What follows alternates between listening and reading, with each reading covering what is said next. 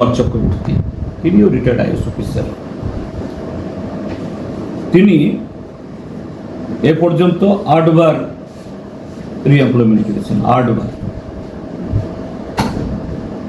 তিনি একটা সময়তে বিলিয়নিয়ার এসডিএম ছিলেন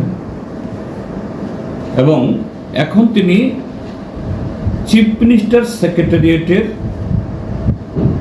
সেক্রেটারি, অর্থাৎ চিফ মিনিস্টার মানে যাবতীয় হোম হোক, ফাইন্যান্স হোক, জুডিশিয়ারি হোক, প্ল্যানিং হোক, আর চিফ মিনিস্টার পিডব্লিউডি সেক্রেটারি, তিনি হেলথ সেক্রেটারি, তিনি এডুকেশন সেক্রেটারি, তিনি আরডি সেক্রেটারি, তিনি আরবান সেক্রেটারি,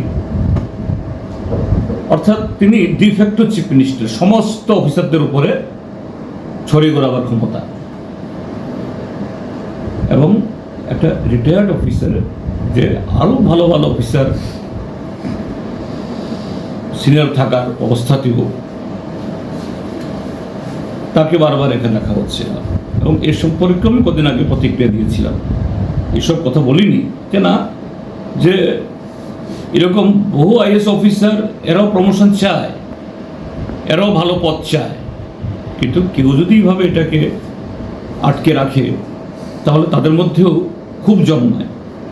এখন তার সম্পর্কে আমার কাছে যে সমস্ত তথ্য এসছে একদম কাগজ সহ, যে তিনি তার সম্পদের পাহাড় দেখছে। নামটা একটু প্রদীপ কুমার চক্রবর্তী, অভয়নগরে প্রায় 2.5 কোটি টাকার এরকম সম্পত্তি, জমি মালিক তার নামে বা স্ত্রীর নামে। বিদুরকর্তা চুমনিতে 2 ইউনিটের ফ্ল্যাট, বনমালীপুরেও 2 ইউনিটের ফ্ল্যাট, বিবেকানন্দ কমপ্লেক্সে কামান চুমনির পাশে হাই ইনকাম গ্রুপের সেখানেও ফ্ল্যাট, কলকাতার গড়িয়াহাটে ফ্ল্যাট, এবং উত্তর চাম্পামোড়াতে 7.83 একর জমিতে টি প্ল্যান্টেশন, সেগুন। এবং এখানে এই যে হুইসেল ব্লোয়াররা, অর্থাৎ যারা এই তথ্য দিয়েছেন তারা এমনি এমনি পাঠাননি, আমি পত্রিকায় দেখছিলাম একদিন, কিন্তু এখন যে আমার কাছে বাড়ির ছবি টবি সহ আমি দেখাচ্ছি কয়েকটা বাড়ি। এই যে হলো সেগুন বাগান, এই যে উত্তর চাম্পামোড়াতে, তারপর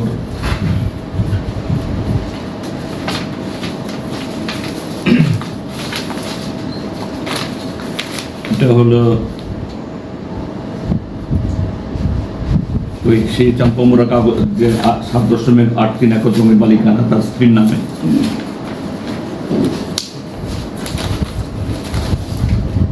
এটা একটা বাড়ি আগরতলা শহরের কোনো একটা জায়গাতে।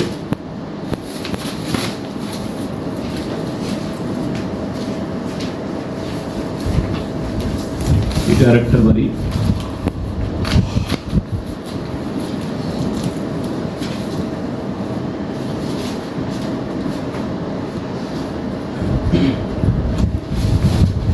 এরকম ভাবে যে অসংখ্য সম্পত্তি, যা প্রকাশিত, অপ্রকাশিত থাকতে পারে। তার সাথে আরো জঘন্য হলো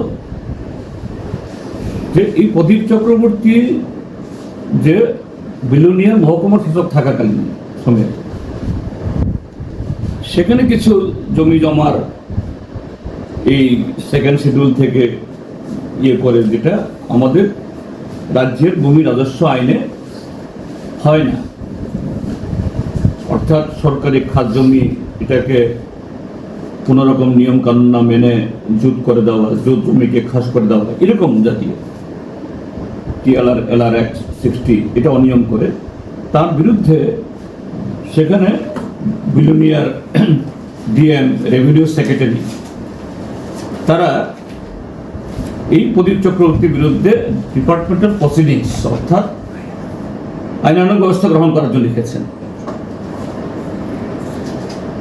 কিন্তু এরকম একটা ব্যক্তি চিফ মিনিস্টারের সেক্রেটারি থাকা অবস্থায় যার সম্পর্কে এতগুলো সম্পত্তি নামে বেনামে করার অভিযোগ, তার চেয়ে তো জঘন্য হলো এসডিএম থাকাকালে, হ্যাঁ এটা এই আমলে না, যে আমলেই হোক,